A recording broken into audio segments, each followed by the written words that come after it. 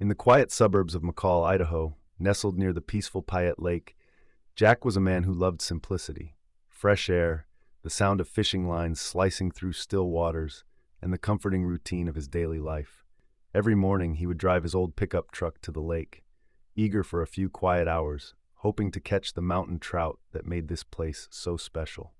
The lake, often mist-covered in the mornings, was a tranquil haven for Jack, until one morning when everything would change. It was still early, the sky just beginning to hint at daylight, when Jack found his usual spot by the lake. He settled onto a flat rock, preparing his fishing rod as the serene morning wrapped itself around him. But then, out of nowhere, a deep growl echoed from the dense woods behind him. It wasn't the low rumble of a bear, it was the haunting growl of wolves. Jack's heart skipped a beat. Wolves were rare this close to the lake, and certainly not in such large numbers, especially not this early in the day. His instincts kicked in, and instead of retreating, he decided to investigate. Quietly, he placed his rod down, his heart racing, and ventured into the woods, creeping toward the growing noise. The sounds grew louder, a chorus of growls, snarls, and something else, a faint, high-pitched cry. Jack shuddered, his mind racing with horrific possibilities. What could be causing this? What were they hunting? The deeper he went into the forest, the more anxious he became. Suddenly, the bushes parted, and what Jack saw took his breath away. A bear cub, alone and surrounded by nearly a dozen hungry wolves. The cub, small and terrified, lay helpless on the ground, struggling to move. It was clear from the wolves' stance that they were preparing to feast. Without hesitation, Jack knew that he couldn't stand by and let nature run its cruel course. He wasn't just a fisherman, he was a man of action. He grabbed a large branch, his hands shaking with adrenaline, and shouted loudly, trying to scare the wolves away. The pack froze, eyes flashing, teeth bared. Jack's pulse pounded in his ears, but his sense of duty took over. This wasn't just about saving a bear cub, it was about defying an injustice that nature seemed intent on imposing. The growling stopped, and all the wolves turned their attention to him, as if deciding whether this lone human was a threat worth facing. Jack, standing firm with the branch raised, was ready to fight for the cub's life, no matter the cost. The standoff between Jack and the pack of wolves was tense, each second dragging on like an eternity. The wolves circled, their yellow eyes burning with hunger, unwilling to back down. Jack's heart raced as he stood his ground, the large branch in his hands feeling like a fragile lifeline. The growling intensified, and Jack could feel the weight of the wolves' decision to either attack or retreat. The cub, still unable to stand due to the injury on its leg, was barely conscious, lying prone and helpless in the clearing. The moment was hanging by a thread, and Jack knew that one wrong move could spell disaster. His breath caught in his throat as one of the wolves took a cautious step forward, eyeing him with a threatening glint. Jack's instinct kicked in. He swung the branch hard, forcing the wolf back. The sound of it striking the dirt was drowned out by the wolves' growls, but the action made them hesitate for a moment. Seizing the opportunity, Jack grabbed a nearby rock and threw it at the nearest wolf. The stone hit its target, causing the creature to retreat, but only for a few paces. The wolves were undeterred, their primal hunger overriding any sense of fear. With a mix of desperation and bravery, Jack moved closer to the cub, spreading his arms wide to create a barrier between it and the wolves. The cub's wide, frightened eyes locked with his, and Jack could see the trust in them. In that moment, Jack felt like he was more than just a man trying to protect a wild animal. He was a guardian of something pure, something innocent, and the overwhelming sense of duty surged through him like never before. One of the wolves lunged forward, teeth bared. Jack swung the branch again, barely missing its snout, but the wolf hesitated, sensing the recklessness in Jack's defense. The other wolves seemed to retreat slightly, unsure of how to deal with this unexpected human interference. Minutes felt like hours, but Jack's resolve held firm.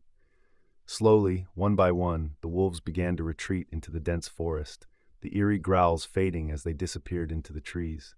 The cub, still trembling and weak, tried to rise but collapsed back onto the ground. It was clear that the battle had been won, but the war was not over. With the wolves gone, Jack knelt down, his body shaking with the adrenaline that had surged through him moments ago. He placed the branch aside and gently approached the cub, offering his hands as a sign of peace. The cub looked up at him with a mix of fear and gratitude, and for the first time, Jack saw the vulnerability of the wild animal reflected in its eyes. It was clear that the cub needed help. The wound on its leg was deep and bleeding, but it was still alive, still fighting for survival. Jack carefully reached out, reassuring the cub with soft words, knowing that any sudden movement could startle it into a fight or flight response. "It's okay," Jack whispered, his voice soft and steady. "I won't let them hurt you.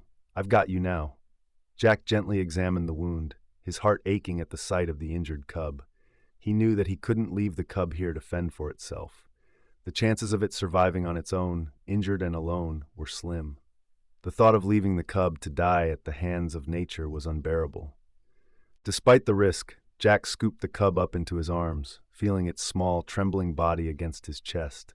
As he walked back toward his truck, the silence around him felt oppressive. He knew that this was a decision that would change his life forever. The journey back to his truck was slow, as he carried the cub with the utmost care.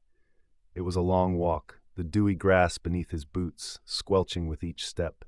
The weight of the decision was heavy on his mind, but he couldn't ignore the powerful instinct to protect this small creature, a bond that seemed to transcend the divide between man and animal.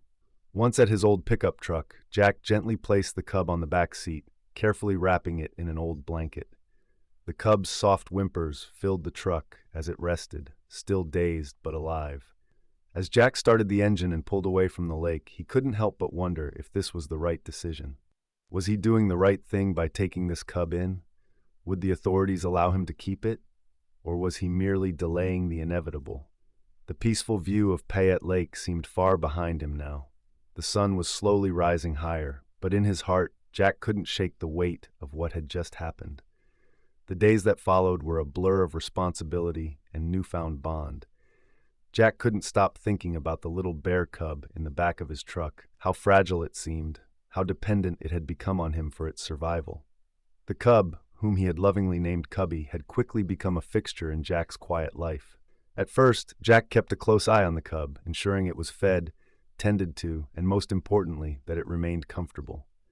Jack's small wooden house, nestled just outside the pine forest, had never seemed so full. The sounds of Cubby's soft whimpers and snuffles filled the corners of the home, filling Jack with a tenderness he hadn't expected to feel for a wild animal. He quickly learned the cub's habits, its playful but cautious nature, its hesitance to trust fully, and the way it would often gaze longingly out of the window as though waiting for something to appear. Jack spent hours sitting with the cub, talking to it softly, helping it practice walking with its injured leg. His backyard became a makeshift rehabilitation center, where Jack would encourage Cubby to stretch its legs and build strength. But even as the cub grew stronger, Jack couldn't ignore the sadness in its eyes, a yearning for something he could never fully provide, its mother. Despite the healing progress, Jack knew deep down that Cubby's true home wasn't in his house. It belonged in the wild, under the canopy of trees, with the sounds of other bears rustling through the woods.